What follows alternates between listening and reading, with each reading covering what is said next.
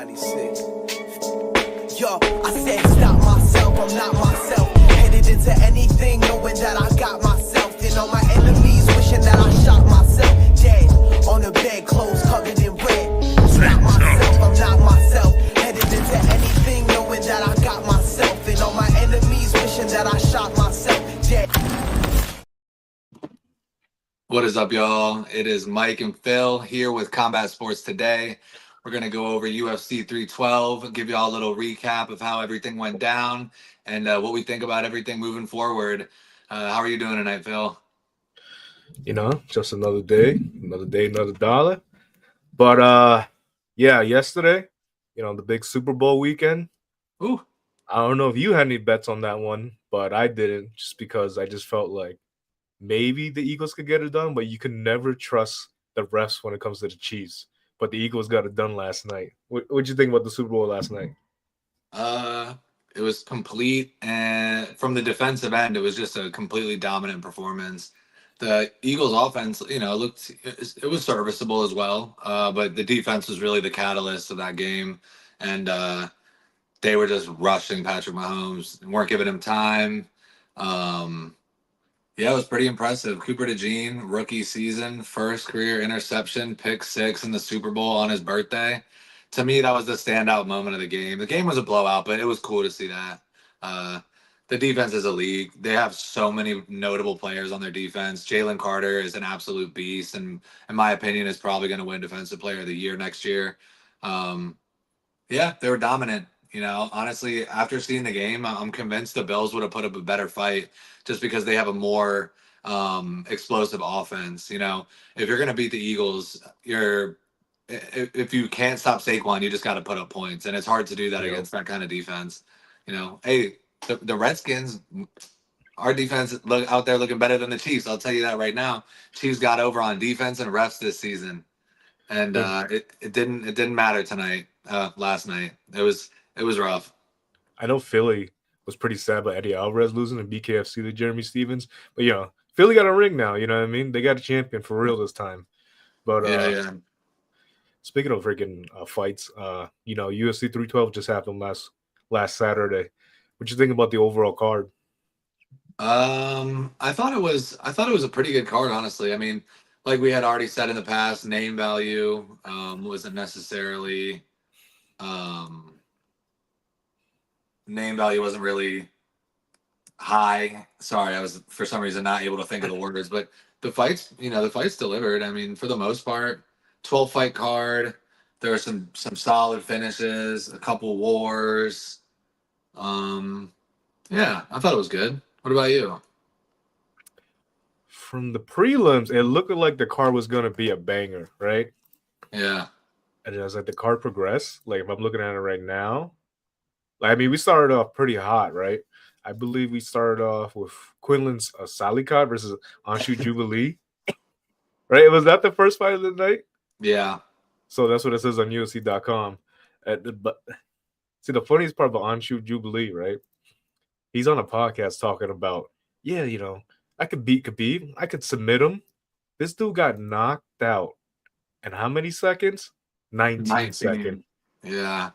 As Nick's number one golden rule is, maybe number 2, number 1, don't bet Indian MMA. And this is exactly why we don't bet Indians MMA. Women's MMA is number 2, but Indians like number 1.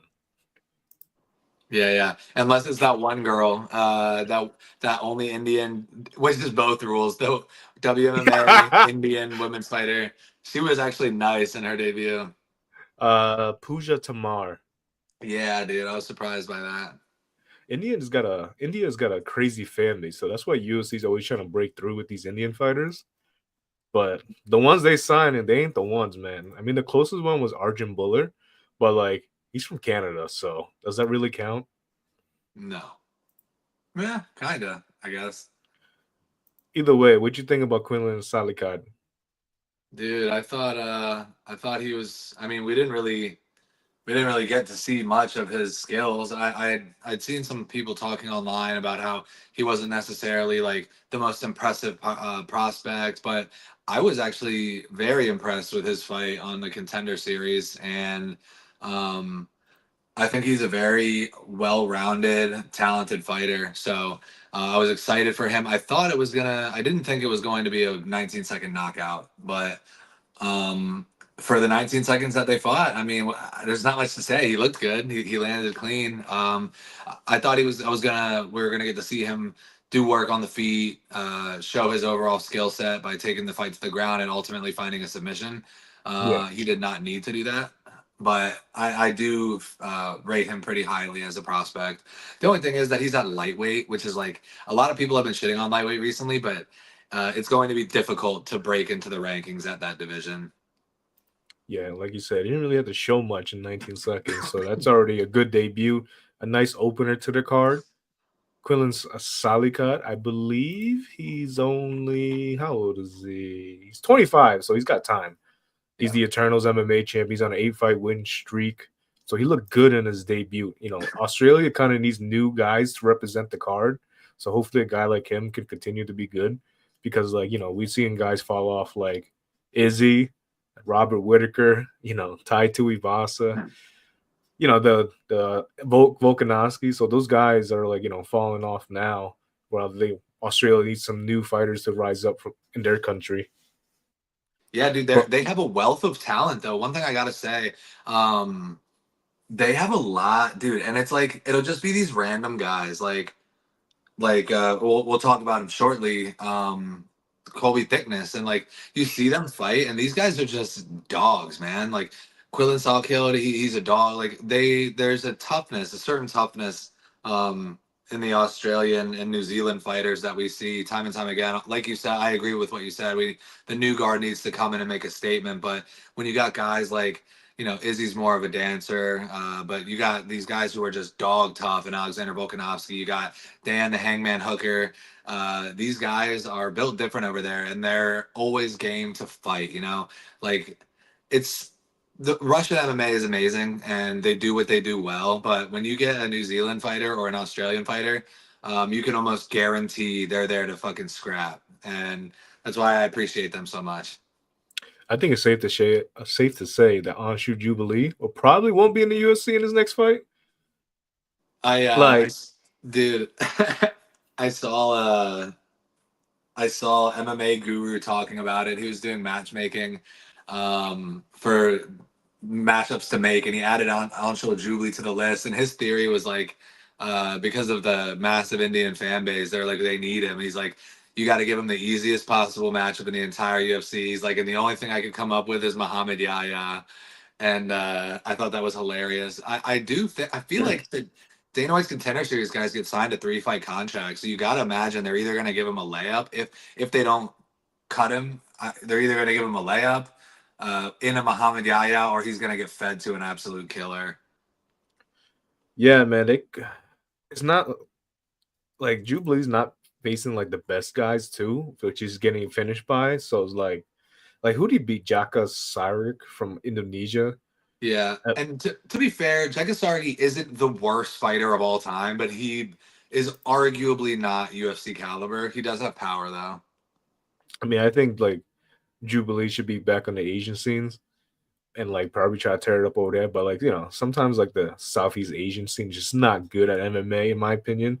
You don't really see a lot of Thai, Cambodian guys, Indian like fighters, especially unless they like grew up in America or a different country. Mhm. But yeah, I don't really see Jubilee in the UFC in his next fight. But if they do, we've seen worse stay in the UFC, so I wouldn't be shocked. But I'd rather move on. Let's just move on to the next fight. Yeah, yeah. Jonathan Mikhailov versus Kevin Jusset. And Mikhailov was actually the underdog in this fight against Jusset. What you think about this one? Yeah, man, this fight, me and Nick, when we were doing our breakdown last week, you were with us. We were saying like, from a betting standpoint, like if you're trying to make a safe pick, which I'm throwing all caution out the window.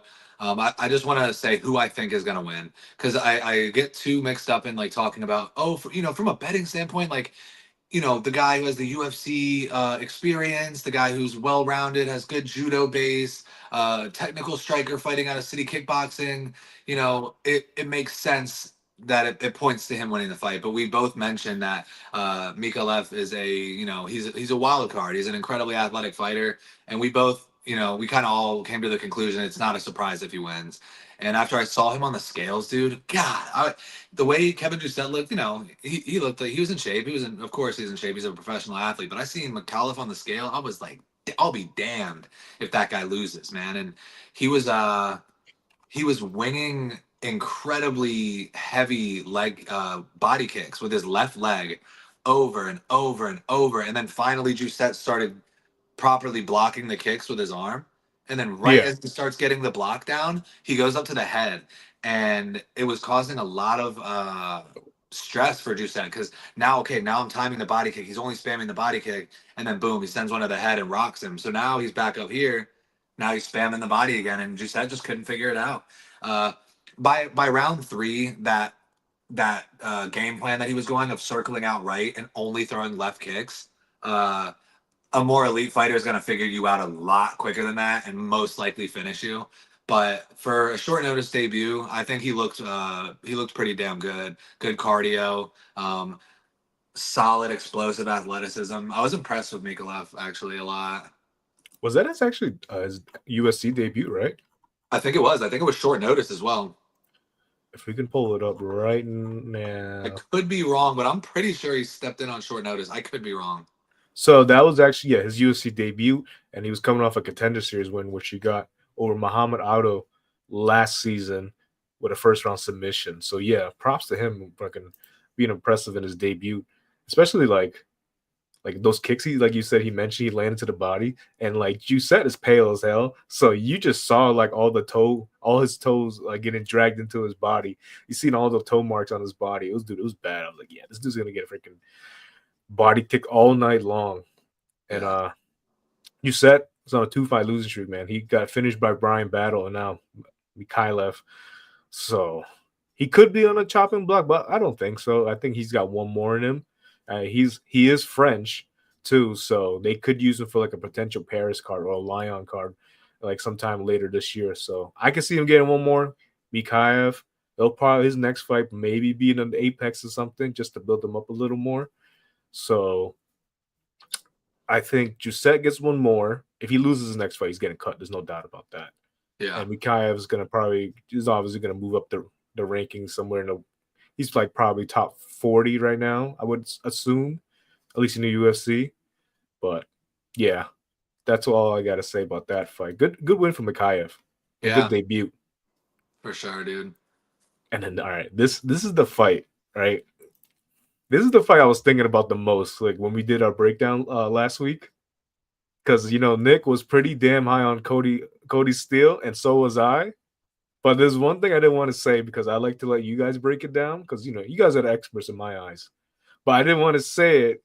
But I kind of felt like Cody Steele's striking was a little sus, especially in his Contender Series fight. Because I'm like, dude, this dude get clipped a lot. And then Nick was kind of praising his striking. All right, Nick knows more than me. I'll let him talk. I believe in Nick. And then like my suspicion like in the whole fight happened. And I'm like, yeah, I should have said something, but it is what it is. Yeah. Props to Rong Zhu for fucking put it on a fucking war against Cody Steele. Like that was an awesome debut for Cody Steele. I was laughing too because like to myself, I'm like, these dudes look like brothers, to be honest. They do. But and they were former training partners. Were they really? Yeah. No way. Yeah, dude. What does Rong Zhu train out of? Huh? Rong Zhu is training out of City Kickboxing now, dude. Which is crazy. The Chinaman training with the other Chinaman, Izzy. Yeah, and I said it in our breakdown too. I wouldn't be surprised if what's his name gets blocked or if Cody Steele gets caught on the feet. But what I also said was I won't be surprised if he gets caught on the feet and then goes to his wrestling. Because he's a good BJJ player, and for anything you want to say about Rong Zhu, kid's 24 years old. He at this point has a wealth of UFC experience and professional mixed martial arts experience in general. This man has like almost 30 fights professionally at the age of 24. He's tough as fuck, And in my opinion, he has pretty damn good striking. I thought Cody Steele would be able to have his way with him on the ground, though. I thought, maybe Cody Steele gets tagged, recovers, and then takes the fight into his world and uses his jujitsu. We did not really see much of it. We saw a couple attempts. I'm not sure why he didn't go back to it. Maybe that's something that happened in the past where Cody Steele has had trouble with Rongju in training. I'm not sure. Story of the fight. Hey, shout out story of the fight. Hell yeah. That's the homie Will. Shout out to Will. Go enjoy Yeah, your man. dinner, bro. Rongju kind of beat his ass. Like, it was a great fight, and Cody Steele showed how much dog he has, and he showed a iron jaw, but he low key got beat the fuck up. Yeah, he showed that he had an iron jaw, but like I don't think Rongzu's also the hardest hitting dude in the division. Like if Cody Steele fought like Matt Frivola or Drew Dober that night, dude, I think he would have gone to sleep, to be honest. And the fact that Rongzu has way more fights than Cody Steele was also telling. Like this was 24 with 32 fights. Like that's Yeah. insane. And then Cody Steele, I think he's 29 if I'm correct.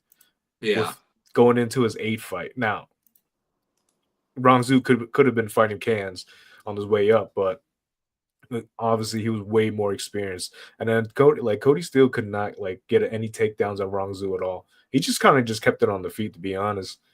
I like Cody Steele, but like, dude, you can't be fighting like that in the UFC, especially like in your. It was an awesome fight for your debut, but that fight just showed me you're chinny, your striking defense is ass, and yeah, if you can't get the takedown, then I think that and his opponent really pieced him up on the feet. So his striking's okay to me. If he can't get his wrestling, he might be in a world of trouble just against a good stand-up fighter. Yeah, But definitely. we'll see on his Cody Steele in his next fight. I think he'll bounce back. Maybe they give him a Yeah. layup. Hey, but guess what? Remember I was talking about layups? Maybe they'll give him on Jubilee. That would make sense. The timelines match up. Dude, if he doesn't beat on Jubilee or finish him, dude, we might have to fucking write him off too. Yeah, if Cody, the worst part about Anshul Jubilee, man, he's actually decently well-rounded. Like his skill set is pretty decent. He just has no dog. And I mean, to be fair though, when he got dropped like that, he did fall on his side with his hands over his head, but within half a second, he was shooting. He was in on a single leg, Yeah. and I mean, I don't know. It's I would have waited a second to stop it personally, but I don't think it was the worst stoppage of all time. Yeah, it wasn't like he popped right back up. It's just like he kind of crouched up already. So it was already done, in my opinion. He said the ref saved him for more damage, so the ref did his job. Let's move on to the next fight. All right. The biggest whoa, that's kind of crazy. I thought Kobe Thickness wasn't he a bigger underdog when we first saw it? Yeah, those lines there could be the closing lines because he was definitely a bigger dog than that. All right, Kobe Thickness versus Alexandre Patoria. Dude, all I'm gonna say is Colby Thickness is nice, bro. Well, that's not all I'm gonna say. Alex Taporia is a dog, man. He was plodding forward. He had this aura in the cage, and you could tell. I don't think Colby Thickness was scared at all, but you could tell there was like a commanding energy from the side of Taporia. He was, stalking Colby Thickness, and Colby was moving around well. He's just coming in, like getting ready. He was able to show off some of his wrestling. He was able to, Thickness is crazy. The slickness. He was able to show off his wrestling. He got his striking going a bit too. I don't think Colby Thickness got his ass kicked or anything. He got suplexed. A clean win for Taporia, but I think both of their stocks go up. Like Colby coming in there on short notice. He doesn't have a full camp. I think it was like 11 days notice. Colby Yeah. Thickness impressed me a lot. His composure in the cage for his debut really stood out to me more than anything in that fight because Taporia was looking like a fucking killer and Thickness was just calm and collected. So I'm excited for both of these guys, honestly, in the bantamweight division. I don't know. I'm not a Taporia hater. I like Ilya. I like his brother too. I just was very impressed with Colby Thickness's composure, even in loss. The entire fight, he was calm, he was cool, he was just trying to work, and I was impressed by that. To Taporia, Alexander and his brother Ilya, they literally fight the exact same way. It's just maybe Alexander is like a little more patient with his game, but like the way the stance was and everything, the way like Taporia would bounce around, I'm like, dude, this dude fights just like Ilya, or maybe Ilya fights just like him, just a little more aggressive. But yeah, good win for Taporia, man. Georgia MMA is on top right now. I mean, they got Marab, they got Ilya. I mean, if Guram could get something going, that'd be cool. Rom Delitse, he's main eventing against Marvin Vittori. And then now they got Alexander Taporia, another Georgian to the roster. Dude, What? Taporia looks Georgian as fuck, bro. And it's funny because Ilya Taporia, you could be like, yeah, he's from Spain. And you'd be like, yeah, he looks like he is. But then you see fucking Taporia looks like he's Marab's cousin, like shit, bro. Speaking of Marab, I think they were doing a little dance after the ring, after the win. I want to show it, but I don't know if I get a freaking flag for that. So we'll move away from that. But yeah, good win for Taporia. I like what I saw from that slam was sick. I Yeah, love dude. when fighters go for slams, not just for their normal takedowns. They just pick them up, throw them down. I love that shit. Hit him with the German suplex. For real, bro. Thickness will be back with a full camp. So hopefully he'll do well next time. And yeah, I'm excited for both of these guys, like you said. Yeah. And the next fight, Wang Kong versus Bruno Brazil. Now, people were hyping on Bruno Brazil this fight just because she was trained with the Fighting Nerds. Fighting Nerds is going to change her. And then Wang Kong, she's a fraud. She got choked out by nobody. She said she was going to be the one to beat Valentina. And then in this fight, she bounced back and beat Bruno Brazil 30-27 across all three judges' scorecard. What you think about this fight? Honestly, I think Bruno Brazil is actually very good, and I don't know what the fuck I was about to say. Wang Kong, she showed a bit of a different level. She was very, you could tell she's very strong in there. Her striking's incredible. She was kind of getting her leg battered at first, but it didn't matter at all. It didn't slow her down at all. Bruno Brazil looked a little bit undersized.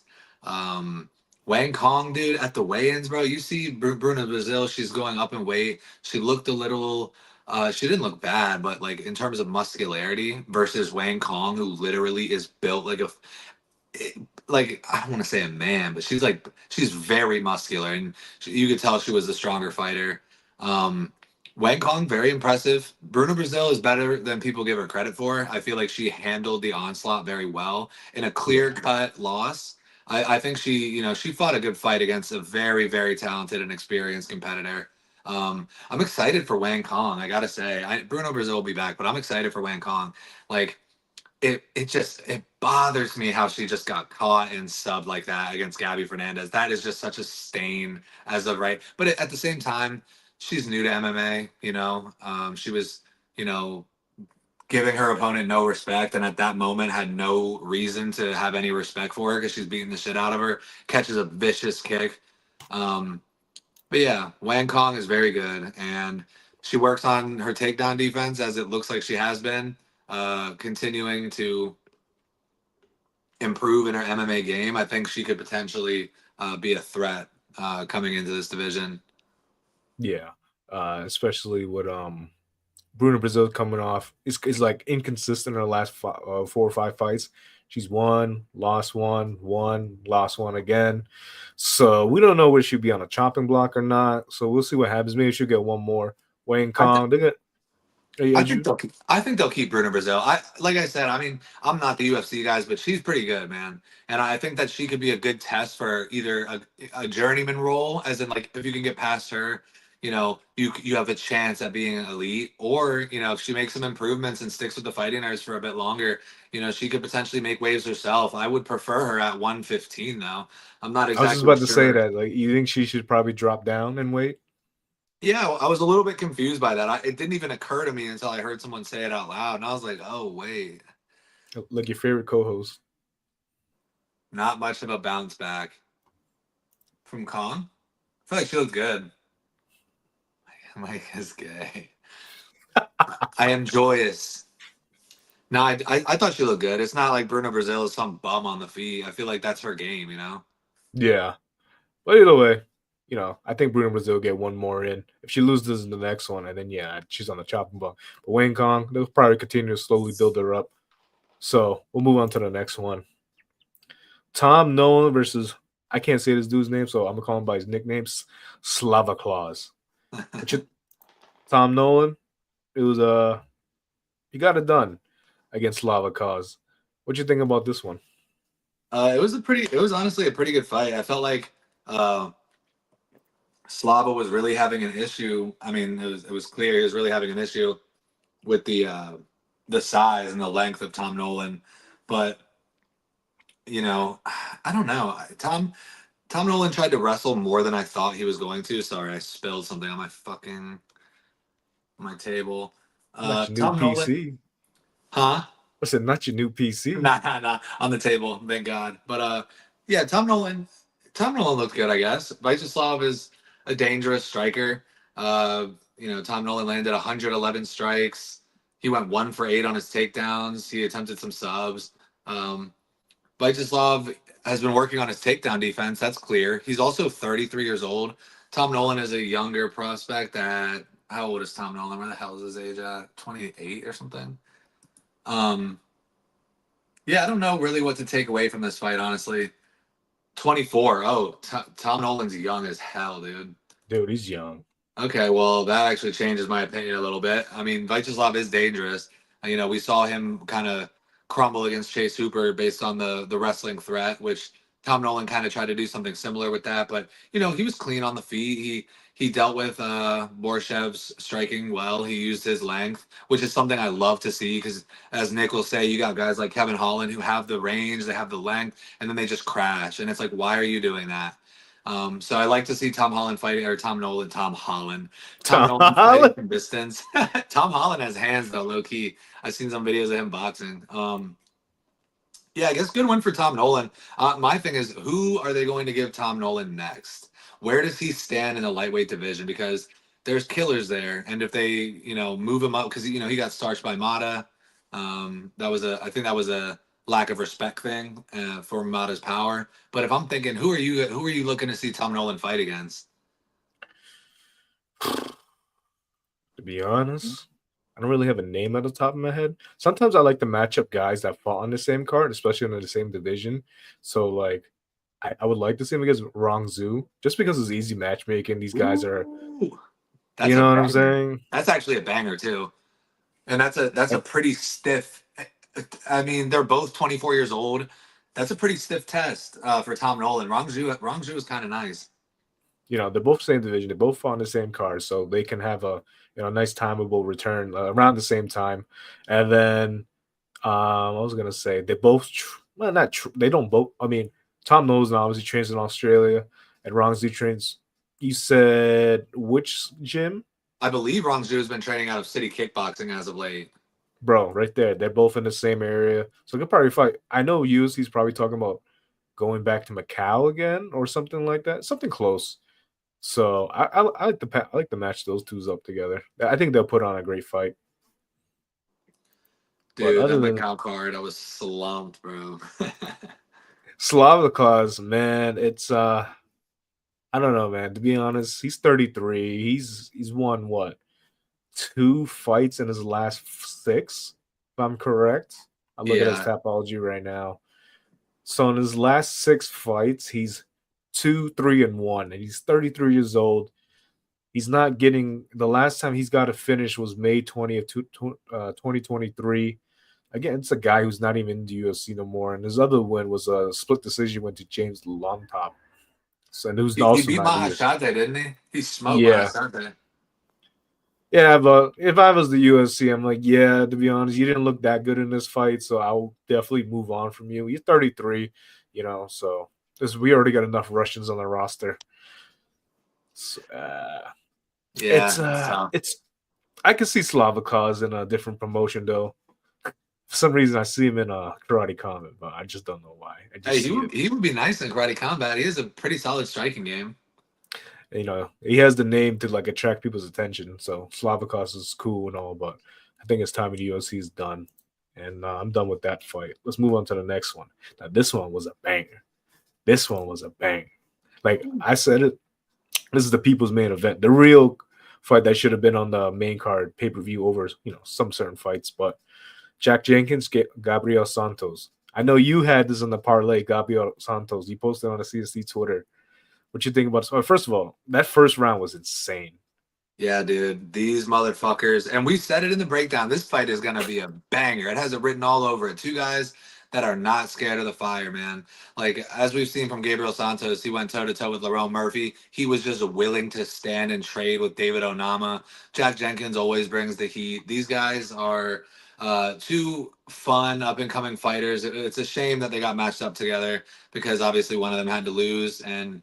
My pick was Gabriel Santos. There was some little part of me saying Jack Jenkins in Australia, but at the end of the day, I have to go with who I think is going to win the fight. And I just believe Gabriel Santos is better everywhere. Jack Jenkins had the toughness. We saw him in that deep triangle attempt for like 40 seconds. I thought he was going to go to sleep. And, he got out of it. He didn't just lay down. He put up a pretty good fight. Gabriel Santos is him though. As far as I'm concerned, this guy is him, and if I'm in the top, if I'm between 5 and 15, I'm thinking Gabriel Santos is a problem, and I'm thinking I do not want to fight this guy. But obviously, I'm not in the UFC, so I'm sure they don't have as much of a problem with an up and coming fighter.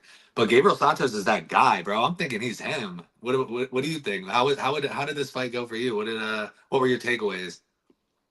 Takeaways. I mean, Jack Jenkins, man, like he does get the toughest matchups, but fuck, man, like you said, this is one of the fights you just didn't want to see any fighter lose, to be honest.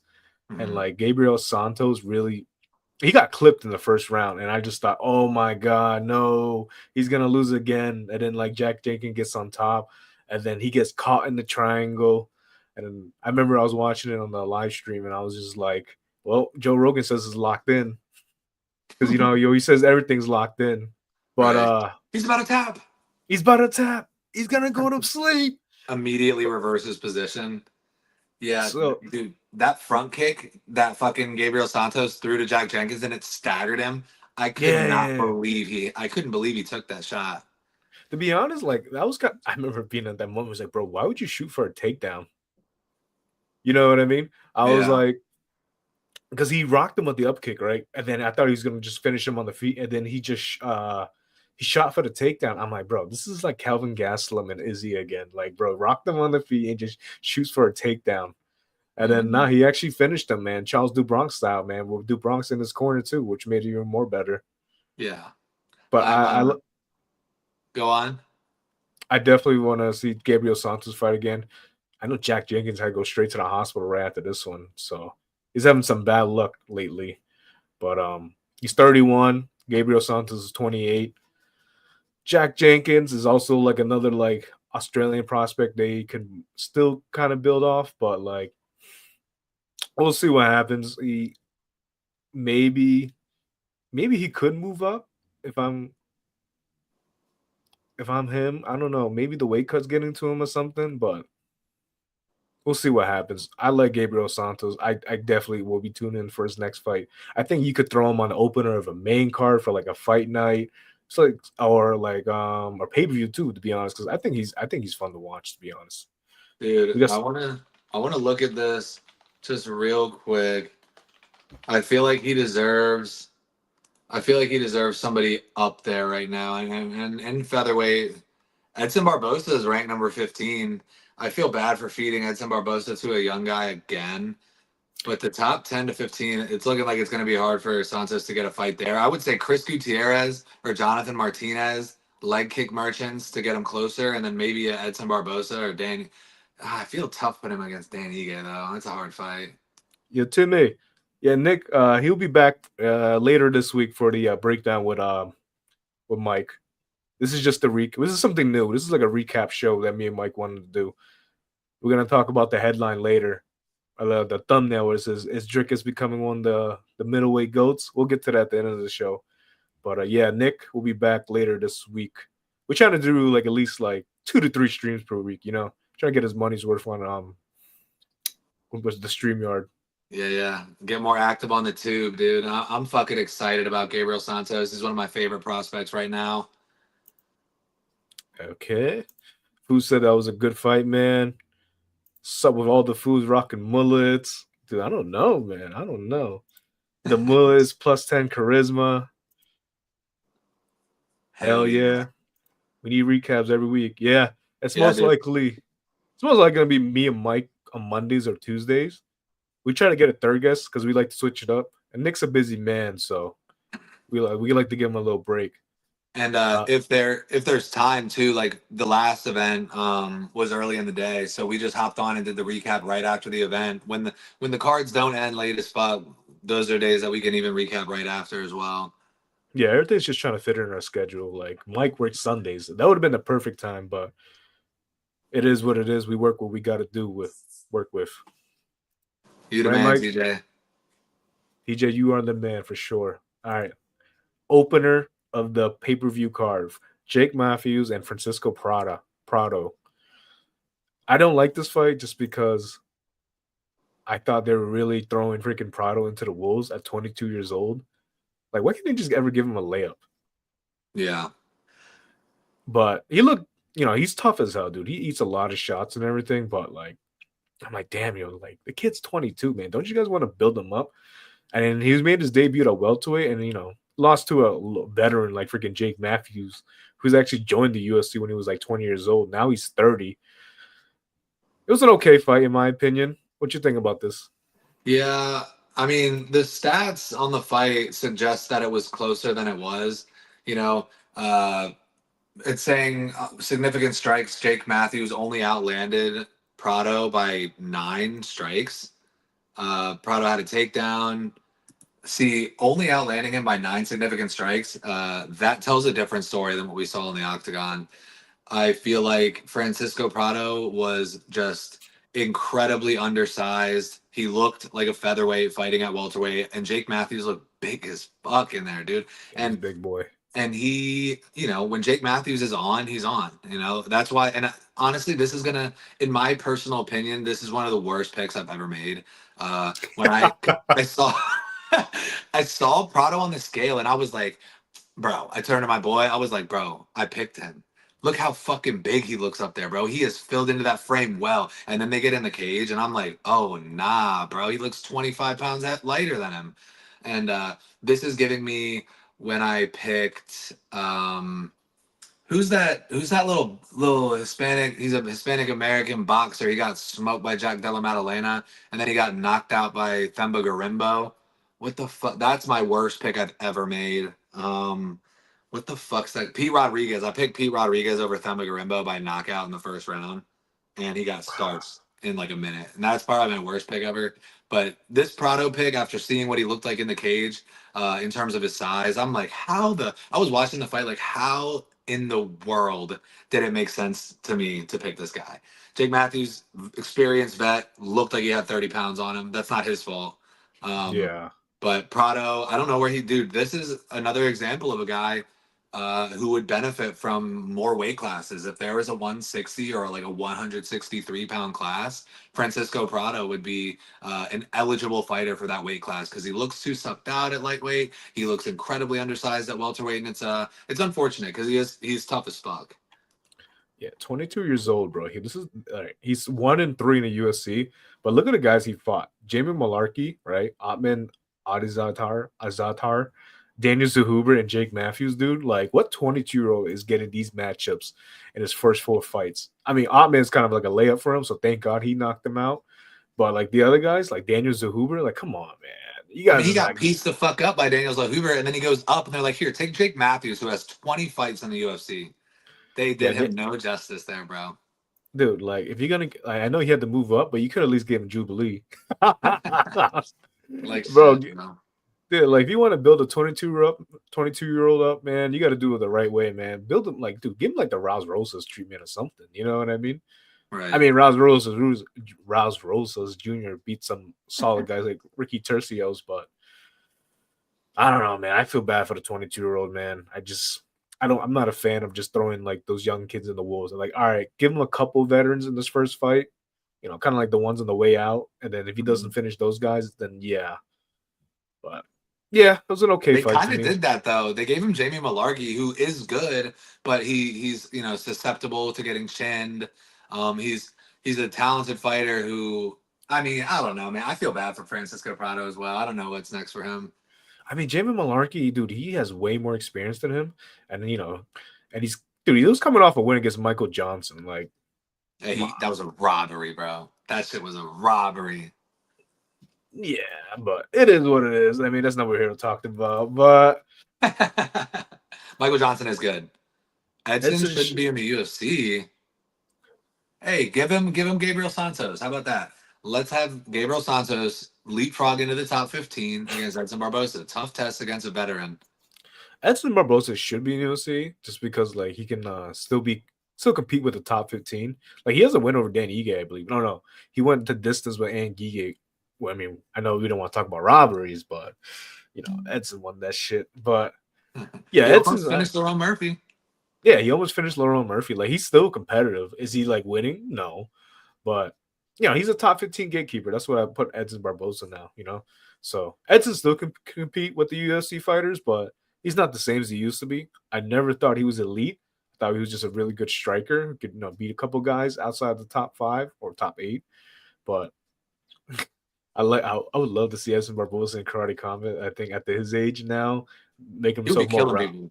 Dude, I there's a lot of guys I want to see in karate combat just because like they're great strikers, but then when it comes to elite fighters or grapplers, dude, they just get mauled. But especially Edson at his age now, I think he's like close to pushing 40 now, so He might be 40. he might be. But Mike is indeed elite. Yeah, this Mike right here we're talking to is indeed elite. All right, let's get Yeah. into the second fight of the night. This fight was wild. Jimmy Crute and Rodolfo Bellator without the R. Yeah, this is a funny one just because Jimmy Crute was on a 3-fight losing streak and he hasn't fought in a while, which was, let me look at it real quick. Great, I exited out of the wrong tab. But yeah, I think he was coming off a 3-fight losing streak and he hasn't fought since 2022, if I'm correct. Nah, I think he fought against Alonzo Menafield, I think 18 Okay, months ago. 2023. 2023, he lost to Alonzo Menafield by submission, and then he retired after the fight. Then he came back about 2 years later, to fight Rodolfo Bellator without the R. Yeah, the first fight was pretty wild. I mean, the first round was pretty wild. Rodolfo almost got killed in the first round, to be honest. I think the judge gave it a 10-8, right? Yeah, I think all three of them. And then, like, slowly Rodolfo kind of just took over. I mean, a lot of people had Jimmy Crute winning too as well. I mean, I could see the draw. The fight was a sloppy, like, banger, in my opinion. It was a fun fight for Jimmy Crute's first fight back. Rodolfo Bellator without the R. He gets clipped on every fight and he gets dropped in every fight, I believe. As I was talking to somebody during the fight, and he's like, dude, this dude gets dropped in every fight. I'm like, really? Because I didn't really watch much stuff on him. And then like the first round, he just gets rocked by Jimmy Crute. And then it ends up becoming a draw. Did you agree with your decision? No, I did not. I think there was an argument that Jimmy Crute won all 3 rounds. And if anything, I saw a couple people saying Bellato won round 2, and I was like, I just don't see how it's possible he could win round 2. Round 3 was closer. Maybe Bellato can win round 3, but I was surprised that 2 out of the 3 judges gave Bellato rounds 2 and 3, causing the majority draw. I think. Jimmy Crute, and it's funny, dude. I was envisioning it. I was like, dude, I could have said this on the breakdown that you could bet this fight to go to a draw, considering he has one recently where there's just a 10-8 round in the first round and the other fighter takes over. Even though I do think Jimmy Crute deserved the win here. I don't know what he's gonna do here. I mean, he's pretty big, dude. He's got big legs. He's got a lot of muscle to carry. Isn't the tallest at the weight. But if he can make a couple adjustments, work on his cardio a little bit, he comes out there and he's a brute, man. Jimmy the Brute Crute. He looked really good in round 1, and then after that it was just very sloppy from both fighters. So clean up some cardio, and he could, I'm not saying he's going to go on a title run, but he's a serviceable fighter in the light heavyweight division.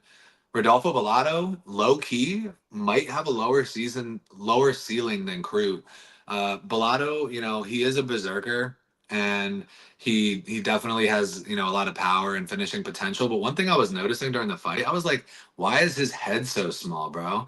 Like, how a guy like Jimmy the Brute Crew got a big old head, he can knock into that thing a couple times, but Bellato, he just has his like head was like not proportionately the size of the rest of his body, and anytime you hit it, he gets hurt. There was a moment in the first round where I was like, bro, he is unconscious, and then he's just like reaching around, and I'm like, I guess he's not. I don't know. I can't tell what he's doing here. Um, I wish I could say it was a good win for Jimmy Crute, but it is what it is. It was a draw. He's been out for some time. He looked a lot better than I was giving him credit for in the breakdown. So, dude, I was screaming. We were watching the fight. We were like, come on, Jimmy. Fuck him Yeah, up. yeah. Jim, the Dude. first round was insane. Yeah, man. That was an entertaining fight. Yeah. This fight was glorious. Yeah, it was a pretty solid. It was a good fight, man. It was definitely worth being on a pay per view. I guess you can say. Yeah, yeah. They I delivered. like the first two cards. Like, here's my thing of the issue with this card. Like, at least the first two fights on this pay per view card. Like, these guys aren't really like the prospects you should really be investing into. To be honest, like, we already seen what Jimmy Crute can pretty much do, and Jake Matthews. He's been there too long. Like, I don't think anybody's riding the ship with Jake Matthews to be a future world champion. Prado, like I said, 22 years old. There's still time for him. He can hang with them, but he can't get the job done. That's the issue. I have no hopes for Rodolfo, just the way his style is, man. He needs his defense is like horrendous. So Yeah. yeah, these first two fights, I don't really have much, investment into any of those fighters. So yeah, I'm just gonna move on to the next one, which was here's my investment right here. We're talking about 6'7" Talison Teixeira, baby. He's here, baby. The LFA for heavyweight is here. He won his Dana White Contender Series fight with a first round knockout, and then now he makes his debut against Justin Tafa with a 35-second knockout with one of the nastiest elbows to break somebody's nose, drops him, and then finishes him. And then Tafa gets up, is just like, protesting. I'm like, Tafa, you got dropped, you got rocked, and when you curl up like that, dude, it's over, bro. Yeah. The protest was crazy. I mean, me and my boys, like I said, even earlier, I just said it. I think they could have let the Jubilee. I don't think it was a bad stoppage, but they could have let it go a tiny bit longer. If they let that Tafa fight go any longer, he's just getting his brain scrambled. Like it was like the body, like at least Jubilee went in on a shot, but this guy Justin Tafa gets cracked in his nose by a vicious elbow and is yeah, I mean, there's not a more obvious time to stop a fight than the body language he was displaying after getting hit. And then to get up and protest, in my opinion, was just honestly just bad sportsmanship. I don't want to hate on Justin Taffa too much, but it's like, bro, you know, the ref knew, Teixeira knew, every single person watching that fight knew you did not want to be in there anymore. And it Yeah, is what it is. He's in his home country or his neighboring country. But yeah, Teixeira, I mean, like same shit with Quillen Salco. We didn't get to see that much, but to go out there and make a statement like that, him and Quillen Salco both got performance bonuses. To go out there and do that to a guy who because I said he was going to take him down and sub him, yeah, and because he doesn't want to have to deal with the dangerous striking from Tafa, but he just straight up went in there, smashed his nose, and called it a day. Made an extra 50 bands. I'm excited for Teixeira, bro. It's about damn time. We were just talking about getting some excitement in the heavyweight division. We got a 6'7" Brazilian monster who just came in and made the easiest work of Justin Tafa we've seen. it's been a while since we had a Brazilian monster besides like Jilton Almeida. But Jilton Almeida is like not your typical like Brazil. I mean, he is a Brazilian killer, but like he's like kind of like the shoot for a takedown and submit you a ground and pound. This one is like, yo, I'm gonna knock your ass out first thing. You know what I mean? Like that. This is like the type of heavyweight you look for, especially like nowadays, dude. Nowadays it's so hard to find like a killer heavyweight. Like there's very few, and there's only like two or three at the top, and that's only at the UFC. Like the other promotions, dude, they struggle at heavyweights too. But I like what I've seen from Taliesin Teixeira. 6'7", giant, finishes all his fights. If I'm correct, he is 25. 25, right? And Young. all his fights come by finish. 7 knockouts, 1 submission. Like the dude's a fucking killer. Like I'm so invested into this. Maybe I'm only invested in him just because he's like my last hope at heavyweight because Rebellis to Spain was such a bust because he Yeah. cannot defend a takedown. And I hope this man, Taliesin Teixeira, can defend a takedown and they build him up correctly. Like, I hope they don't give him like Waldo Cortez like in his next fight because I'm gonna be so mad if he fights him. But Bro, like, I feel like I got a good matchup for him. And this matchup unintentionally might push him up a little faster than necessary. But if you look at the number 15 ranked heavyweight in the world at oh, Dante Mays, now Taliesin Teixeira has an opportunity to break into the top 15 against another very large heavyweight. Dontel Mays isn't the best. He's not the fastest, but he is big as fuck. And you put Taliesin Teixeira against a guy who has a similar stature to him, who also carries some power of his own. I think that would be a pretty good way to not necessarily fast track, but to get Teixeira on the map against a ranked opponent. So now he steps in at number 15, and you can market this Brazilian heavyweight with a 100% finish rate into the rankings of the heavyweight division. let's see comments. Is he related to Glover? Nah, Teixeira is actually a pretty common like Portuguese, like Brazilian last name, to be honest. It's like Smith over there. Yeah, it's like Indian people, Patel, or Vietnamese people, Nguyen. But yeah, Right. Taliesin, like I'm a very high on him, maybe a little too high on him, just because I'm desperate for like You are. kill. You are. I'm just desperate for good heavyweights, to be honest, and like if you look outside of like the top 3 of the heavyweights, which is John Jones, Tom Aspinall, and then I guess Cyril Gane, or maybe you could even put Volkov. Dude. Yeah, Volkov beat, man. Yeah, we all had Volkov winning that fight. That was some robbery right there. That's a real robbery right there. But Taliesin, dude, to be honest, I wouldn't be shocked if they pushed them to the top. Because dude, they got Curtis Blades fighting what's his name? Some dude from I think he was like the Eagle FC champion, and he won like a Dana White Contender Series in his first fight. I want to look at it right now. Rizan Kunaev. I can never pronounce his name. Oh, Kunaev. Yeah, he was the guy who beat Hedon Ferreira in the PFL and ended up testing positive for like 6 different types of steroids. Yeah, pretty wild. Yeah, so Bro, yeah, and now they're putting him against Curtis Blades. And all I'm gonna say is let them fuck up and make Curtis Blades an underdog, and Vegas is gonna get struck. Dude, yeah, Rizan is making his official UFC debut against Curtis Blades, who's like number 5 in the world, number 6. Dude, the UFC is desperate for heavyweights. Like, there's no doubt about it. And then, and if you have Dontel Mays and Jonita Denise as your top, is your number 14 to 15, yeah, you need to put Taliesin Teixeira against a top 15 guy. And it was kind of fucked up is that like Waldo Cortez is not even ranked, but these guys are. Yeah, that is interesting. It's a little bit surprising. I might be speaking on my ass in that last comment, but what's his name? Waldo Cortez. I like Cortez. Yeah, he actually number 2. Okay, let me share this screen instead. Look how sad this shit is, right? We're looking at heavyweight right now on the left side. Jonathan, can you see it? Yeah. Jonathan Denise is 15. Dontel Mays, like Denise is actually not bad. I don't mind watching him, but Mays at 14. Oh come on, Nick Parkins. That dude's born as shit. Cortez, Shamil. Yeah. Hey, Shamil, as of right now, is the only fucking savior of the heavyweight division out there, cranking people in the first round. I mean, dude, he had such a bad performance against what's his name, Garzinho. Dude, that was a horrendous performance. Yeah, he got his ass beat by a technical striker, but I think he had an excuse for it, and I'm willing to believe him at this point. Shamil Ghaziev's here to make heavyweight great again. Tai Tuivasa, dude, he shouldn't even. Dude, he was fat as fuck. Did you see him at the UFC 312? Bro, I seen him and I was like, bro, what the fuck is that? Is that Ty? He been doing too many shoeies. Let's see, Denise versus Teixeira. Yeah, that's actually better than Dontel because Denise. Dude, I just want to see Dontel out of the rankings. So put Teixeira in there, man. Give him Hamdi. Fuck, Hamdi's even worse. Townsend needs to bulk up, put on muscles, and turn into a super heavyweight. I think he weighed in at 263 though, so he doesn't have that much room to bulk up.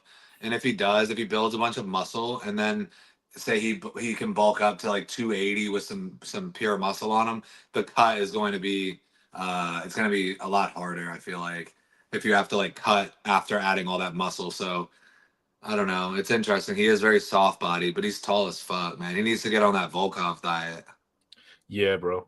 He doesn't have like the most Terrence, you would appreciate this. He actually has anime tattoos on his body. He actually has like the Phantom Troop from Hunter x Hunter and the Shenron from Dragon Ball Z tattooed on him. Oh, that's tough. It's tough. Yeah, his tattoos are tough. Like I was like, all right, that's like plus 10 in my book, to be honest. Yeah, any anime fans dude, I remember when Izzy first came onto the scene and I was like starting to become a fan of him, and he has pretty dark skin, so it was kind of hard to see some of his tattoos.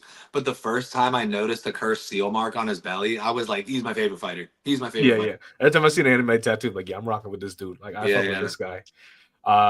Waldo Cortez checks him low key. Yeah. I mean, maybe. I mean, Cortez is a smart fighter. I mean, he'll kind of use the Rebels de Spain recipe to beat him. WCA checks him low key, but low key, Taliesin Teixeira might be him. It's obviously way too early to say that, but there's a chance that this guy is just him, And I'm excited to see what happens because he at least brought some excitement in the 35 seconds that he was out there, and it was very violent. Smashed his nose in, dude. Bring back Brock. Bro, Brock would fuck up 90% of the people in that division. You think so? I think he would smoke everyone in the division except for Cyril Gahn, Tom Aspinall, maybe Volkov, maybe Curtis Blaze, but he's such a brute when it comes to his wrestling. Especially anyone in that 10 to 15 slot, he's smoking them. Probably smoke Cybera, probably smoke Spivak, and then after that, probably not. But his striking is not good. Like if he's not getting the takedown, which is kind of like the recipe, stuff his takedown and just piece him up on the feet. Yeah. I mean, he might just beat Tai Tuivasa because Tai Tuivasa's wrestling's ass. Shamil's winning that fight, in my opinion. They're both wrestlers. You think Prime Shamil beats Prime Brock? Oh, if we're talking about Brock right now. Oh, no. Oh, right now. Right now, he probably only beats Don Tail, Mick Parkin, Janata Dinez, probably. But he's like 45. I don't think he probably beats one guy in the top 15 right now. If he was to come back right now, he'd be like, yeah, Brock's not really beating any of these guys. Brock's really part of that old school like heavyweights or fighters who just kind of just one dimensional. I mean, you could get away with like some of it, but like Brock's just doing his wrestling, laying on top of you. How many guys does Roy Nelson beat in this top 15? None. You don't think he could beat Dontel Mays or Mick Parkin? See, the way Roy Nelson fights, like especially towards the end of his career, he'll just clinch you up against the fence. Like I just don't. Dude, Prime Roy Nelson was sending people to the nether, dude. And also his crucifix game, if he can get you down with his big fat ass, he'll just crucifix you.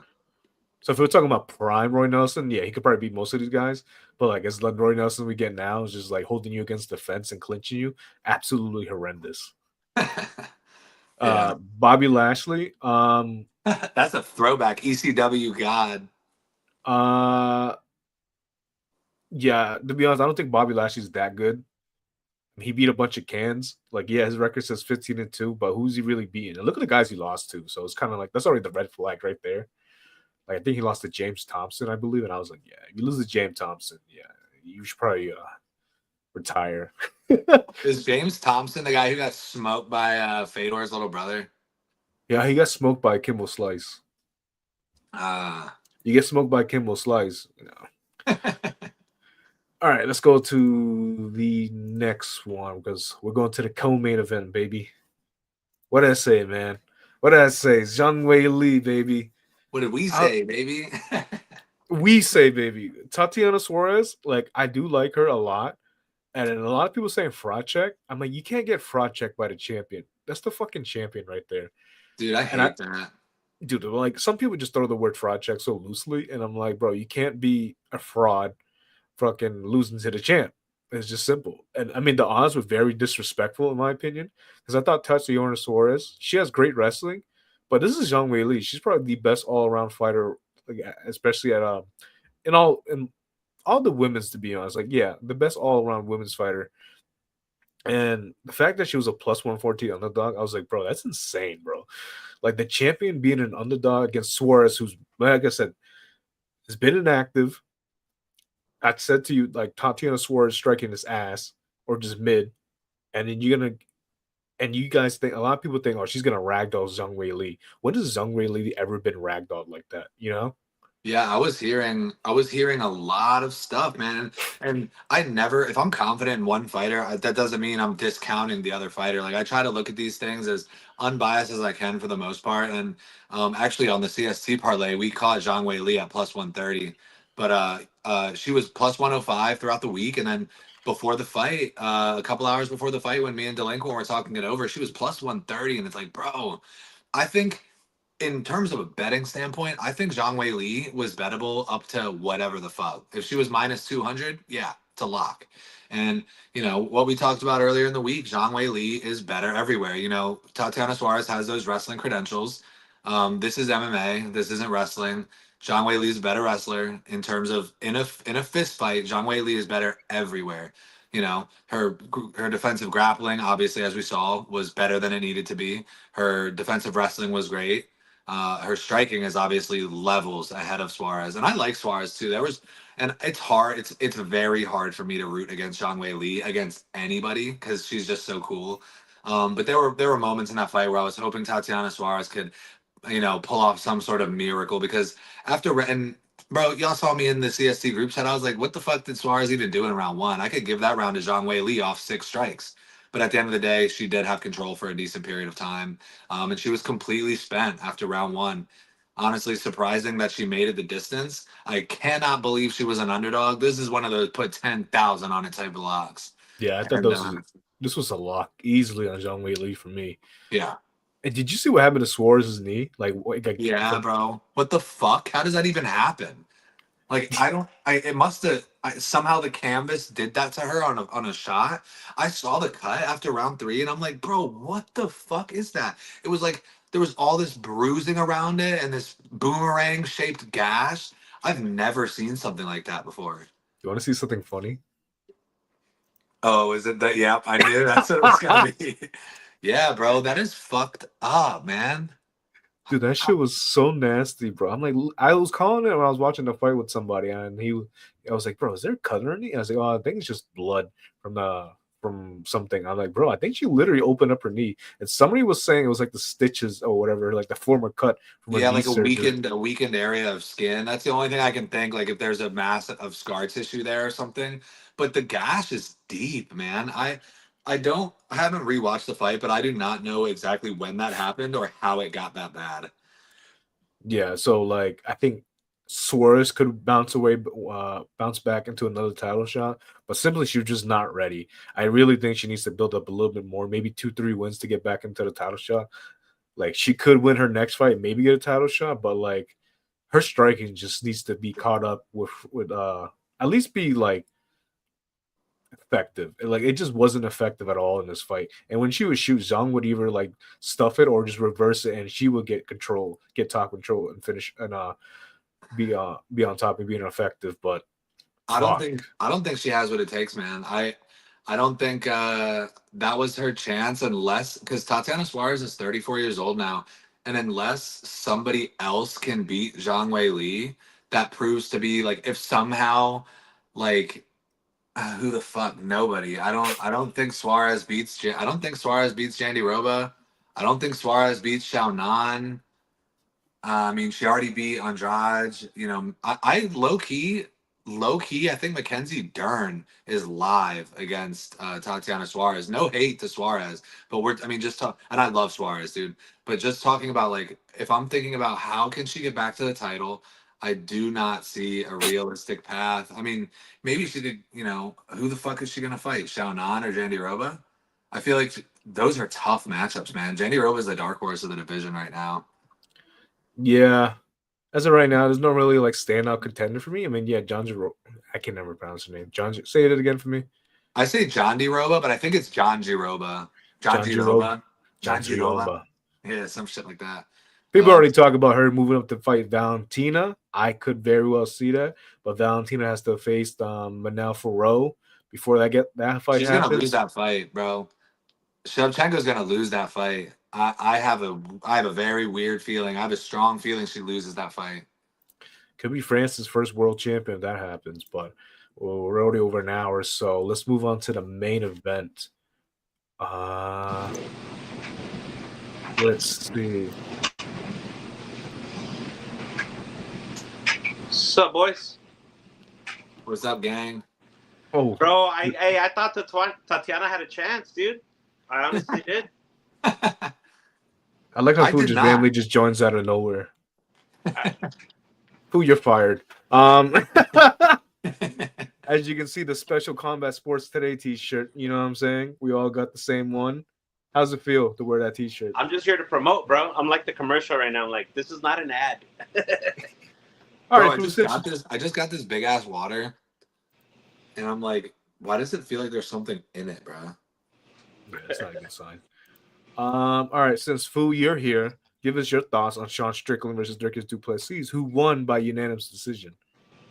I thought, we obviously knew what was gonna happen. That nose was fucked up, bro. So, how do you jab a jabber, to death? So that was pretty dope. Let's do Hamza, right? It's the only fight to make next. We have to. Strickland's gonna bounce back. He's gonna be there. I think he'll stick around, in the top 5. But I don't think he'll smell the belt again. I don't think so. Yeah, but, Strickland's performance was kind of what it was expected. Jab, teep, jab, and then a wild overhand right that might connect. But the thing, my issue with Strickland, he doesn't bite down on all his punches. He'll throw one per round. I swear to God, 1 or 2 per round. And that's the thing. Like, I think Eric Nixon's really getting on his ass throughout this whole fight. Like, bro, you got to step it up. Like, you can't stop having these close rounds. And Strickland would just not listen. And he had Alex Pereira in his corner, which didn't really make a difference at all. Like, what is Alex Pereira going to say in his corner? Chama? Yeah, go get it. Chama? And that was about it. And, yeah, he just didn't make it. Like, he just didn't do anything different. That's why I thought DDP was a lock to win this fight. Just because Sean fights the same in every fight. And Dricus is going to do whatever it takes to improve, to get better, figure out new ways to win. And he did what he did, and he whooped his ass this time, to be honest. Broke his nose in the 4th round and got the job done via decision. I think it was like 49-46, and like 2 judges or 1 judge had a 50-45. Yeah, 49-46, 49-46, 50-45. Yeah, you was covering the card, so it wasn't the most memorable fight. I remember the first fight more than this one. The only thing I can say that was memorable about this fight was the fact that Sean Strickland broke his nose and he was fixing it while Dricus was swinging at him, and Dricus could not land while swinging at him while he was fixing his nose. So I just thought that was comedy. As somebody who was saying, Dricus via the TKO, and yeah, he just didn't get the TKO, and that really irritated me. Yeah, it's going to be hard to finish on Strickland. We've only seen him finished at welterweight when he was, I guess cutting too much weight. Alessio Zaleski dos Santos finished him. But Sean, man, we already went over this during the last recap. Like, I had a feeling, you had a feeling Dricus was going to beat his ass this time. And I even thought the first, I'll say it over and over again. I don't think, the judges got it right on the first fight, but I still had an inclination DDP was going to beat his ass this time. And, that's pretty much what happened. To me, it's a shame, because if I'm Sean Strickland, or if I'm Sean Strickland's coach, what I'm going to tell him is, in the second fight, these are going to be close rounds, and you have to have a sense of urgency. You have to, apply pressure. You have to control the cage. You have to back him up, because if you don't do these things and you just do what you always do, Dricus Du Plessis is explosive enough of a fighter where if Sean is let's say Sean's just landing the jab over and over again. He bloodies Dricus's nose. He hits him with some kicks up the front. But then Dricus Du Plessis, let's say he even lands 10 less strikes. He's throwing this crazy shit, rushing forward, controlling the octagon. So even if like, oh, Sean Strickland bloodied his nose and he blackened his eye, but what Dricus does looks like more. And he clearly has some sort of mythical power because Sean Strickland just refused to ever pressure forward. He refused to ever show a sense of urgency. And you know, it's interesting the mark on his arm. It could have been staph. A lot of people are speculating that it was staph. How much of a Yeah. role did that play? It really bothers me though because of that marking on his arm, and now like you know it's gonna confuse me and all these other people. Like, what would have happened if he didn't have staph? Like, and it's just like, bro, at this point it's too late. Drake has just beat the shit out of you. You had no sense of urgency in round 3. You're down 2-0. It's the third round, and you go out in the third round and do the same exact fucking thing you did in round 1 and 2. I was getting, and I like DDP. I kind of wanted him to win because I want to see him versus Hamza. But I was so frustrated watching Sean Strickland in that third round, and it is Dricus Du Plessis he does something so pitiful, and it's like, how is he good? And then he just has these flashes of like just his explosive movement, his stamina regenerates so fast. He is truly an enigma of the sport, and I'm not gonna lie. Dricus Du Plessis versus Hamzat Chimaev is probably one of my favorite possible matchups you can make in the UFC right now. Outside of the inner fan of me really wants to see Ilya versus Islam. That's more of like a fantasy fight type of like the inner kid wants to see that. But in terms of contenders in your weight class, there's not a better fight to make than DDP and Hamza right now. Exactly. Shout out to Rome.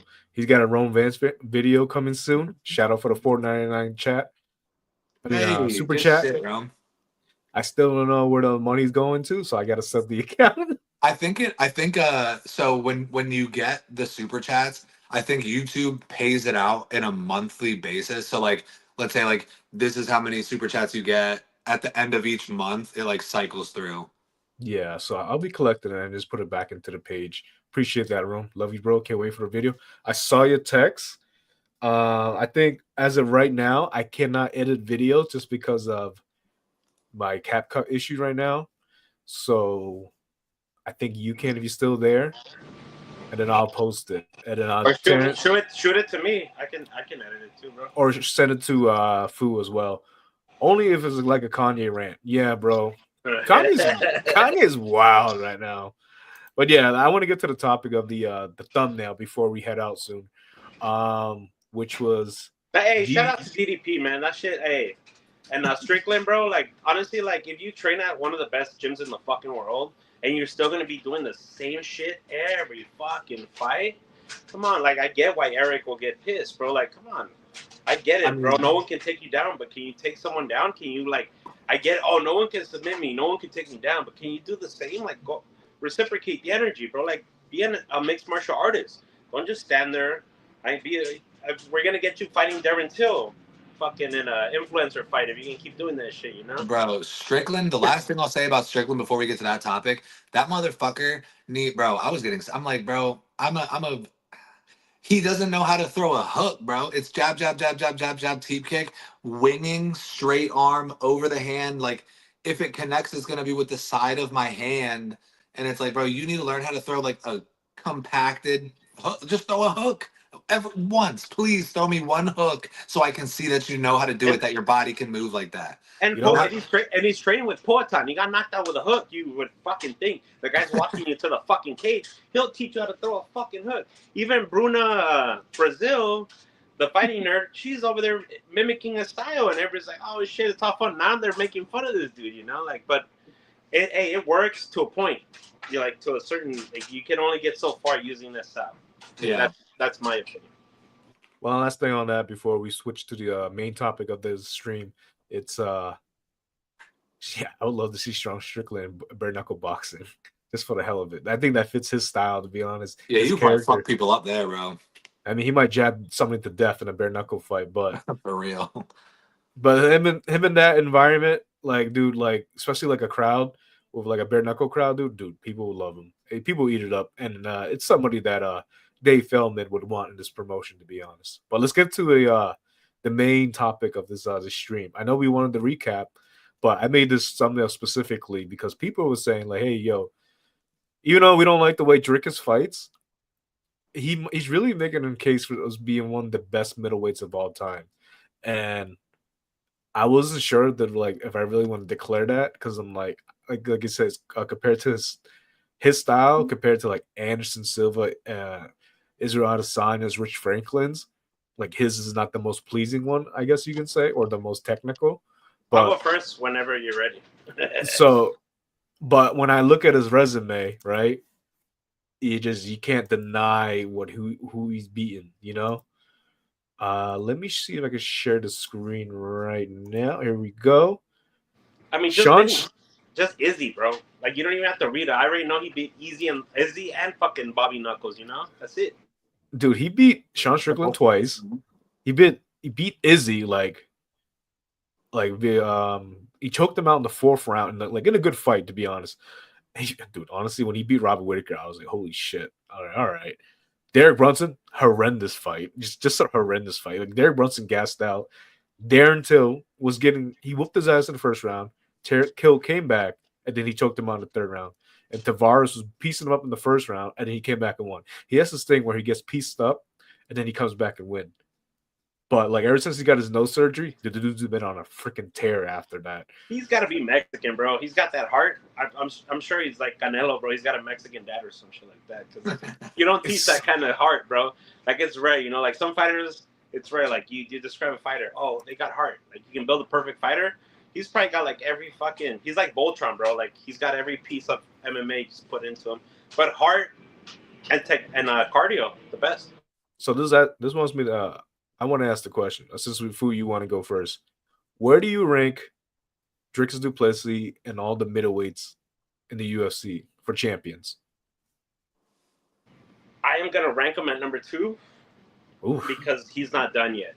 I feel like his story's still unwritten and shit, you know. So, but I mean, Spider Silva, it was different. Like I said, where were you in 2009? That's an inside joke, but it was different. The sport, like, you know, it wasn't like nobody was getting near him. With DDP, you kind of feel like, oh, he might lose, he might not. With Spider Silva, like, you knew he was gonna fucking win. Like, it was like, and once it started getting into Weidman, and like you start seeing like wrestling, his weakness, you spot it. You know, you start spotting shit like that. But I think DDP might overpass him 1 or 2 more fights. He's there. He's like at the threshold of that. I think Spider Silva has done way too much for the sport. Yeah, like it was just different. Like you're getting your ass beat if you're fighting the Spider. But he's there, bro. He's literally 1 fight away from overpassing him, though. So it's hard. What's crazy too is that Izzy, Anderson, and DDP all 3 fought Derek Brunson, and DDP had the worst performance out of the 3. Anderson Silva had a controversial win over him, I guess you could say, over Derek Brunson, and Izzy just knocked him out in the first round. So 3 different fights, but all 3 of those guys beat Derek Brunson, and then DDP had the worst win out of the 3. I mean, And, DDP had the most violent finish, though. DDP had the corner throwing in the towel when he was getting his brains blasted in. Like, that shit was fucked up, bro. For how bad he was doing at first, when it was going down towards the end, it was like, God, stop it, please. And finally, as they're stopping it, they're just chucking the shit in the octagon. It's like, bro, Derek Brunson has been on the receiving end of some absolutely vicious TKOs, and he's pretty damn good, man. He was once upon a time. But if I could weigh in on where DDP ranks in the middleweight GOAT list, I'm gonna say he's, in my opinion, he's behind. So the way that I'll put it, so right now I have him behind Anderson, behind Izzy. They have more title defenses. Anderson, in terms of greatness, you know, I believe the middleweight division is a lot better now than it used to be. So that's like an intangible that you can put into effect. But on paper, it's going to take a long time for him to beat Anderson Silva. The only thing is, though, like, and it's a similar argument that I have with like Kamaru Usman and GSP. GSP is a greater champion in terms of what he did and what he stacked up. But like in a fight, I might take DDP over Anderson Silva via tank. Like, there's a round maybe where Anderson knocks him out, but DDP is such a freak of nature that was not around when Anderson Silva was fighting. That like Anderson Silva's greater, yes, but DDP And might beat his let ass. me interrupt you real quick before you. It's like Chael Sonnen when he fought him. Remember, like he was that little weird stone. So like, I think you're right, bro. DDP. If you were to put them together, I think DDP beats Spider Silva. Yeah, and that's just You're right. he's a bad matchup. Like when you used to watch Anderson Silva fight, when we used to watch him fight, it was like I'm what I can see shows me that he's unbeatable. But when you see Dricus fight, you're like, I feel like he's kind of beatable, and then it just never happens, and you're like, I guess this motherfucker's unbeatable. Like I don't. I mean, it was easy to understand what Silva was doing. Like he's finesse. He doesn't get hit. He's out there crushing people, just vicious sniping strikes, and then you see DDP, and it's like I don't even know how this motherfucker is still doing this. And it works every time. It's to the point now where I don't know who I'm gonna pick over him. But I think in terms of greatness on paper, he has a long way to go. But he could find himself with a more impressive resume. Like if he beats Hamzat and then he beats the winner of Imavov and Baralho, especially if he gets a finish in there, and then he takes on another contender in his weight class and goes up to light heavyweight and does what he says he's gonna do, that's when shit can really start getting interesting in terms of where he stands on the GOAT list. And Izzy losing was like the best thing that could have fucking happened in this division. Unfortunately, that shit hurt me, but that's what the division needed, bro. A new face. The thing with DDP, he has wins over 3 former UFC middleweight champions. So Izzy, Strickland, and Whitaker, which is pretty impressive, And decisively finished, not finished all, finished 2 of them too, and then beat Sean Strickland twice, and he dominated him in the second one. I don't know what happened to Fu. Strickland's hard. Strickland is hard to finish, man. He's so defensively sound. And that's kind of where he resigned himself to in this fight against Dricus, man. It's like, I don't want to say that Strickland was just trying not to get finished, but he was just relying on his defense too much. He's either going to get caught or completely. Yeah, that fight. I mean, Hamzat, like it's hard for me to envision Hamzat going into this fight and just immediately getting Dricus down and keeping him there and finishing him. For some reason, I just cannot visualize that happening. And I feel like if the fight goes deep into the later rounds 3, 4, and 5, I feel like Hamzat might really be susceptible to getting fucked up in this fight.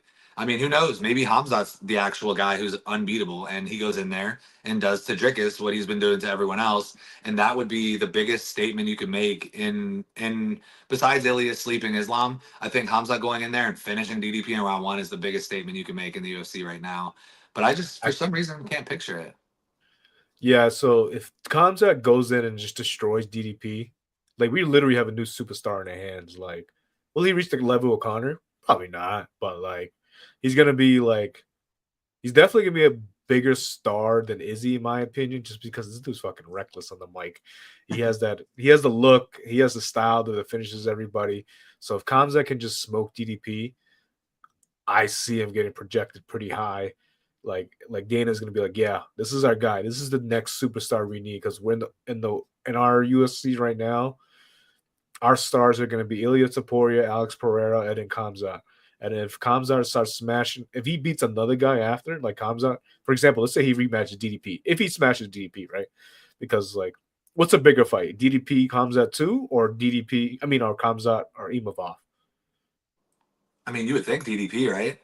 Yeah, so I would probably go for the rematch just because DDP was getting the job done, and then they'll probably make Imavov fight again. But if he goes out there and smokes DDP, I don't know if he's gonna get a rematch. I feel like rematch would come into play if like it's a hard fought decision war. But if Hamzat goes in there and does him like he did Bobby Knuckles, I feel like I can't see him doing a rematch after that. I mean, he has 2 title defenses now, but I don't know, man.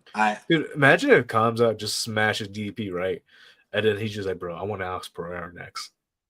And the UFC might really consider that, to be honest. Just like, yo, that is a massive fight. I don't like it, obviously, for meritocracy reasons, but I'd rather see Kamzat if he smashes DDP, fight Imavov or Kyle Bravo, like whoever's up next. Kind of just smoke that division and then move up, or maybe if he wants to move back down, which I highly doubt he'll do because he's getting older, and the weight cut would be too much for him.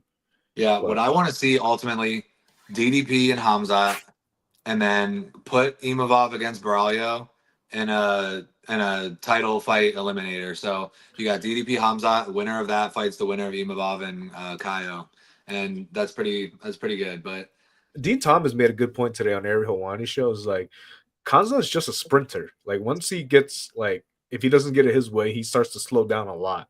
Like I know like Kanza looks like a world beater right now, but we also seen him look vulnerable, right? So we seen him look vulnerable against Gilbert Burns when he got dropped. And that was a close fight. Like some people can say Burns, some people can say Kamza. I scored a Kamza that night, but I wouldn't be against somebody scoring at Burns. I'm like, dude, it was a pretty close fight. And then you see him against Usman. Like, yeah, he beat Usman in the first round, but it was nothing really crazy. Usman was able to defend the takedowns and then like didn't really do much on top. And then like as like the round as like it got to like the third round, it looked like if Usman had 5 rounds, he probably would have beat Kamza that night, to be honest. I mean, I wouldn't even be mad if somebody thought Usman won rounds 2 and 3. It's funny because on 10 days' notice, apparently he got the news at like 4 a.m, and he was in the club, and Jorge Masvidal was in the club with him, and he's like not with him, but they're both in the same spot, and it's like 4 a.m, and then the next day he's accepting this fight, and it's like, oh, this motherfucker was really kind of not that he isn't training, but he was out there living life.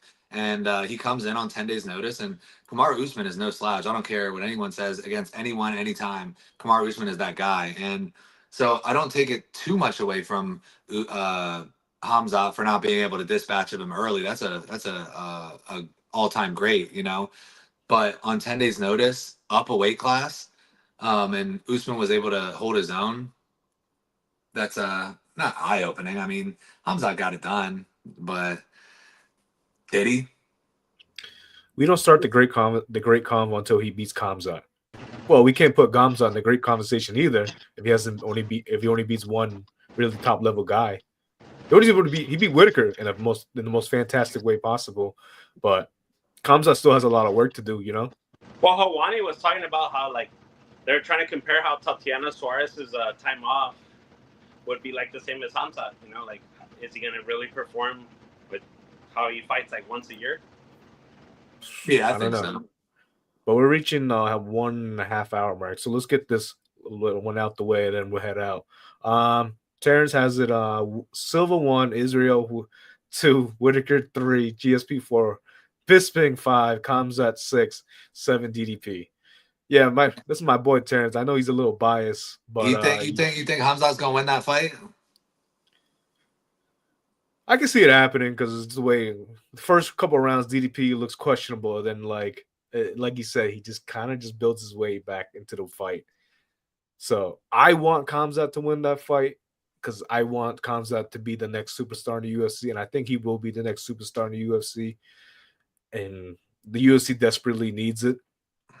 And he says that I think Kamzat is gonna tire him out. Dude, Kamzat might just tire himself off fighting DDP because he's gonna be like, what the fuck is DDP made out of? DDP. Because I feel like DDP has the most for all of the speculation and all of the things that people say.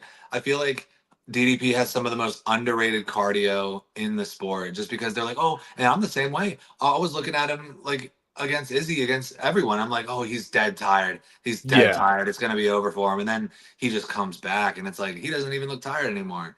And then he does for 10 seconds, and then he doesn't, and then he does, and it's like, this motherfucker need to make his mind up. Is he tired or is he not? It's so weird the way he fights. Like you just can't explain it. It just doesn't make sense. But he said it best. Hard to get looks. If you're training for DDP, it's probably hard to get looks that are similar to him. If you're in training camp and it's like, who in the world are we going to bring in to try to mimic this guy? Not Food for sure. Yeah, he's something else.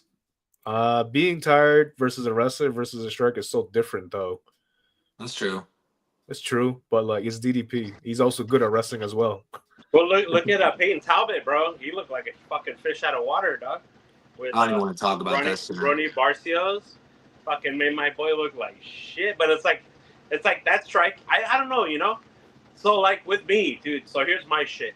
I fought before and I've got hit in the face, and I would rather get knocked out, bro, cold, than get hit with a body shot, because I've been hit with a body shot, bro, and it feels like your life is over. Like you can't breathe, bro. It feels like your soul's been. I got by like this little fucking Guatemalan boxer, pro boxer, bro. He fought. I don't know where the fuck he fought, but then he did MMA. He hit me with a body shot. I'm like, bro, that was like the worst feeling I've ever had in my whole life. A body shot, dude. Like, Yeah. fuck. That's Body why shots. when Bernard Hopkins knocked out De La Hoya, I'm like, I was pissed at first. Like, he's a pussy. And I'm like, oh shit, nah, he fucking that shit. It's one of the honestly, bro. I'd rather be slept, bro, and become a meme than to feel that what I felt that day, bro. Getting a body shot, you know. Yeah, it really depends what Khamzat shows up. Are we gonna get him like the one against Usman, like the one where he looks vulnerable? Now those fights definitely have some context to them, but I don't know. Just right now, just betting against DDP is kind of like the hardest thing to do right now. Tom Brady, the sport. Shout out to Phil. Yeah, you know, New England baby. I mean, he ain't no LA, but Hamzat's like the thing, like with like you're saying, like with Gilbert Burns, bro. Like he picks the way he wants to fight, you know. So like yeah, you can tell, like he comes out, he wants to maul you, bro. Like that Robert Whitaker fight, I'm like, all right, this was for real. After I was like, this was fucking around. When he did to Robert Whitaker, I'm like, okay, yo, hold on, you know. I mean, the way I see this fight, like if I'm gonna picture what the first round between DDP and Khamzat looks like, I'm thinking DDP isn't going, because a lot of the time when you see guys fight Khamzat, they're like kind of backing up. I know he's gonna shoot. I think DDP is gonna meet him in the middle, and he's going to just trust his game plan over Khamzat's. And if Khamzat wants to shoot a close range takedown right in the middle of the cage, we'll see if he can get it done. I doubt we'll see DDP backing up and trying to skirt along the outside in fear of the takedown. I don't think that's the type of fighter DDP is, and I think he's gonna meet him in the middle. So we'll see what Khamzat does, because when he's got guys backing up, he can shoot those takedowns from pretty far away. And usually when they're telegraphed like that, they're pretty easily stuffed. But as we've seen, Khamzat is typically been able to get those fighters to the ground. So I think DDP is going to stay in his face and he's going to try to overwhelm him. And I'm excited for that fight. So hopefully Get is right and Dana announces it tomorrow. He's going to be in the war room tomorrow or tonight, sometime. So it's too bad he can't. Medical suspensions, but it is what it is. So before we head out, DDP suspended or what? Medical suspension most likely. 6 months or what? Not sure yet, but I'm trying to head out, Fu. What the fuck, man? Sorry, bro. I was asking, bro. Fuck. All right, Fu, give me your prediction. Khamzat or DDP? I got a Khamzat. Mike? I don't know, bro. I don't want DDP to win, so I'm gonna rock with DDP. I'm gonna go off the vibes. I think Khamzat. I think it's Khamzat's time. I think it's really his time. But that's our prediction. So me and Fu on Khamzat, and then Mike's on DDP. Not against a DDP win, because he always proves us wrong. But appreciate everybody coming in, especially Terrence, and then the homies come in earlier. Appreciate Rome for the $4.99 super chat. And yeah, we're just gonna end it here. And Mike will be back with Nick. I don't know, I'll be back, but I'll definitely hit on Mike and let you guys know. Mike, can you send us out? All right, y'all. UFC 312 breakdown in the books. We got another banger card this weekend. Stay on the lookout tomorrow, Wednesday. We're going to drop a breakdown for this upcoming card. Me, Fu, Phil, we're all... Oh, my PC went on sleep. Yeah, we're rocking out. Follow Combat Sports Today, Twitter, Instagram, Facebook. Like and subscribe on YouTube. Bet responsibly, enjoy the fights, and we'll be here.